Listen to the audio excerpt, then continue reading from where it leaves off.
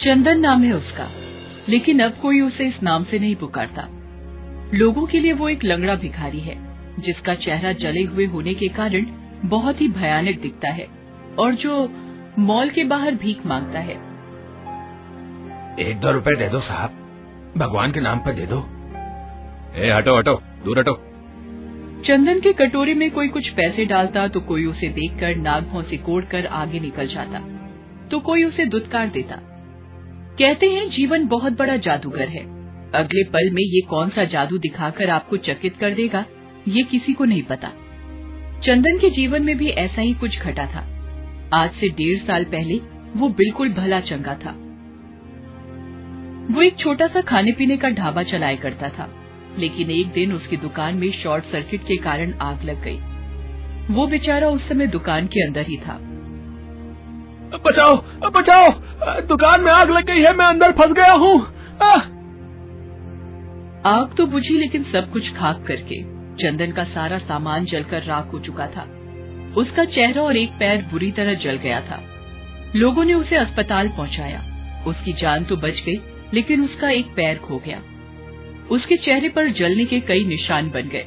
उसके दोस्तों, रिश्तेदारों, सबने उसका साथ छोड़ दिया। सिर्फ उसकी बूढ़ी माँ ही उसके साथ इस विपत्ति की घड़ी में थी।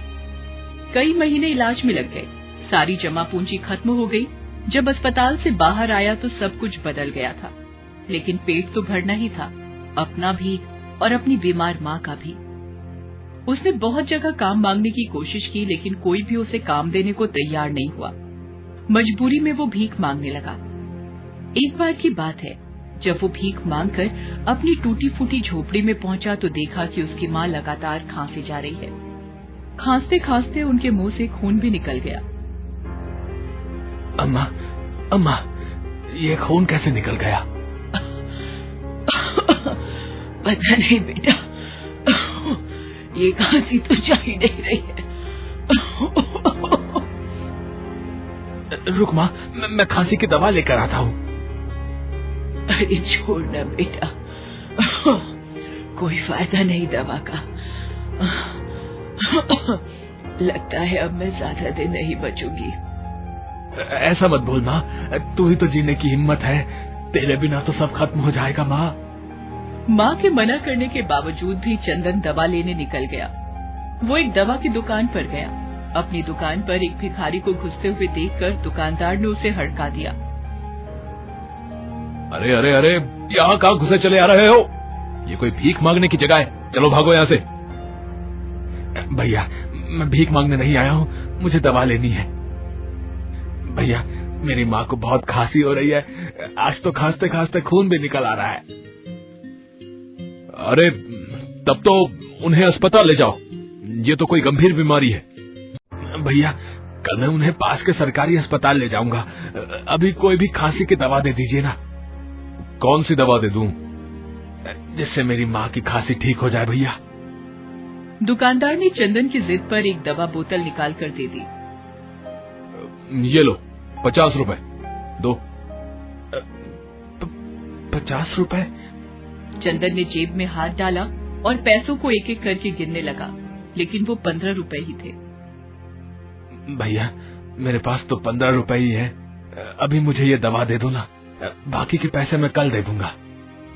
क्यों, कल तेरी लॉटरी लग जाएगी क्या बे भिखारी? चल चल, बहुत देखे तेरे जैसे।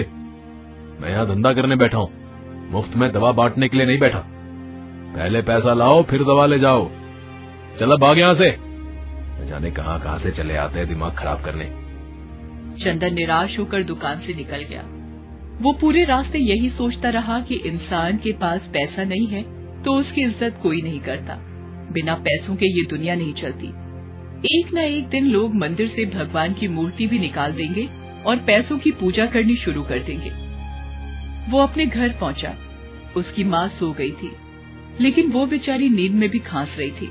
उसे देखकर चंदन मन ही मन सोचने लगा, हे ईश्वर, मेरी मदद करिए, मुझसे मेरी माँ की हालत नहीं देखी जाती। मेरी मदद करिए ईश्वर, मेरी मदद करिए। अगले दिन चंदन अपनी माँ को पास के सरकारी अस्पताल लेकर गया। डॉक्टरों ने उसकी माँ की जांच की। जांच के बाद उन्होंने जो बताया उससे चंदन के पैरों के नीचे की जमीन खिसक गई। तुम्हारी माँ को फेफड़ों की गंभीर बीमारी हो गई है। अगर 1 महीने के अंदर उनका ऑपरेशन नहीं हुआ तो कुछ भी हो सकता है, और उस ऑपरेशन में लगभग 2 लाख रुपए खर्च होंगे। 2 लाख? हाँ, और वो ऑपरेशन किसी प्राइवेट अस्पताल में ही होगा। चंदन वापस लौट आया, लेकिन डॉक्टर की बात सुनकर उसके मन में बुरे बुरे ख्याल आने लगे। किसी अनहोनी की आशंका और इतने पैसों का इंतजाम कैसे होगा, ये सोच सोच कर उसका मन डूबा जा रहा था। उसे पता था कि भीख मांगकर तो 2 लाख रुपए नहीं जुटाए जा सकते, वो भी 1 महीने के अंदर। ऊपर से आज किसी मेहरबान की भी नजर उस पर नहीं गई थी, तभी तो उसकी कटोरी खाली थी। तभी उसकी नजर सामने से आ रही एक बहुत ही सुंदर सी लड़की, जिसका नाम शिवांगिनी था, उस पर गई। उसे देखते ही चंदन ने अपना हाथ फैला दिया। भगवान के नाम पर कुछ दे दीजिए मेम साहब, इस गरीब की दुआ लगेगी। तभी उस लड़की ने 500 का नोट निकालकर उसके कटोरे में डाल दिया।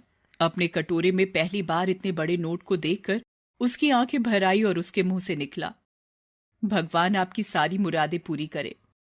शिवांगिनी ने उसे मुस्कुरा कर देखा। तभी एक लंबी सी कार उसके पास आकर रुकी। शिवांगिनी उसमें बैठकर निकल गई। उसके जाने के बाद चंदन फिर से 500 के उस नोट को उठाकर देख रहा था कि तभी उसकी नजर अपने कटोरे में पड़ी एक अंगूठी पर गई। अरे, ये अंगूठी कहां से आ गई?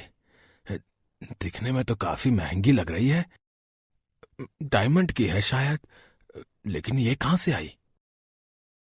हे भगवान, कहीं कहीं अंगूठी उस मेम साहब की तो नहीं है जिसने अभी अभी 500 रुपए मुझे दिए? क्या करूं क्या करूं? कहीं ईश्वर ने ये अंगूठी मेरी मदद के लिए तो नहीं भेजती?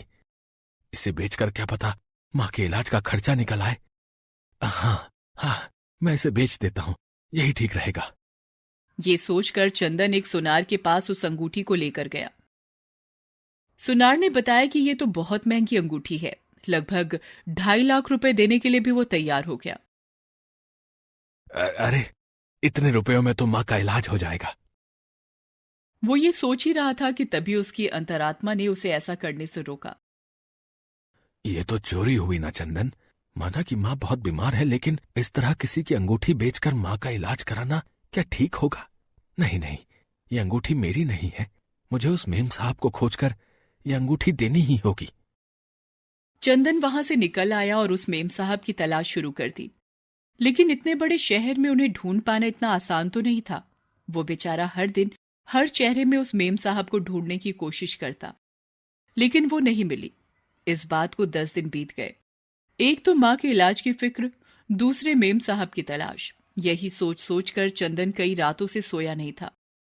लेकिन 11वें दिन उसकी नजर उस मेम साहब पर पड़ गई। वो अपनी गाड़ी में बैठकर उसके सामने से निकल रही थी। चंदन अपनी जगह से उठा और लंगड़ाता लंगड़ाता उनका पीछा करने लगा।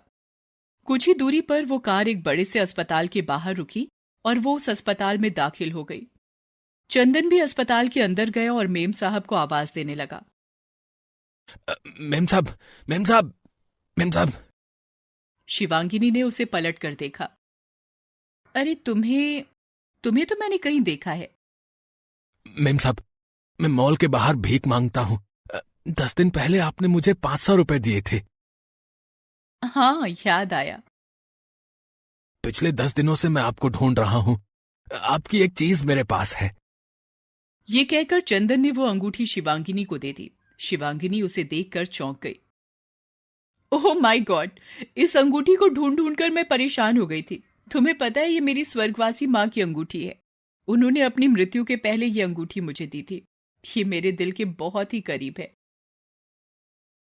ये तो मुझे नहीं पता मेम साहब, लेकिन इतना पता है कि यह आपकी अमानत है और इसे आपको सौंपना है।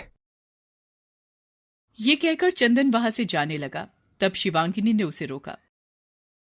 तुम्हें पता है, मैंने तो इस अंगूठी के मिलने की आस ही छोड़ दी थी, लेकिन देखो, ये फिर से मेरी उंगली में है। काश सबकी किस्मत ऐसी ही हो, किसी से किसी की प्यारी चीज कभी ना खोए, और अगर खो जाए तो कोई तुम्हारे जैसा उसे वापस कर जाए। उसकी बात सुनकर चंदन फूट फूट कर रोने लगा। तब शिवांगिनी ने उसके रोने का कारण पूछा। तब चंदन ने उसे अपनी कहानी शुरू से अंत तक बताई। चंदन, तुमने मेरी मां की निशानी मुझे वापस दिलाई। तुम्हारी माँ को मैं कुछ नहीं होने दूंगी। इसी अस्पताल में उनका इलाज होगा और मैं करूंगी उनका इलाज। डॉक्टर शिवांगिनी करेगी उनका इलाज। क्या क्या कहा? आप डॉक्टर हैं? हाँ, मैं इस अस्पताल में नौकरी करती हूँ। और हाँ, आज से तुम भीख नहीं मांगोगे। मैं तुम्हें यहाँ के मालिक से कहकर काम दिलवाऊंगी। तुम इस अस्पताल में अपनी कैंटीन शुरू करो। चंदन की मां को ऑपरेशन सफलतापूर्वक हो गया। चंदन शिवांगिनी के अस्पताल में अपनी कैंटीन चलाने लगा। उसने जी तोड़ मेहनत की, अच्छी आमदनी शुरू हो गई। फिर उसने शहर के एक पुराने होटल को खरीदा। उसे भी उसने नया सा बनाकर काम शुरू किया। धीरे धीरे उस शहर में उसके 5 होटल हो गए। लेकिन वो रुका नहीं, क्योंकि उसका लक्ष्य तो कुछ और था। धीरे धीरे उसने और पैसे जमा किए और अपनी माँ के नाम पर एक चैरिटी अस्पताल बनवाया। डॉक्टर शिवांगिनी आज उस अस्पताल में डायरेक्टर हैं। इस अस्पताल के माध्यम से चंदन की कोशिश ये है कि पैसों के अभाव में किसी गरीब का इलाज न रुके और किसी की प्यारी चीज उससे कभी न खोए।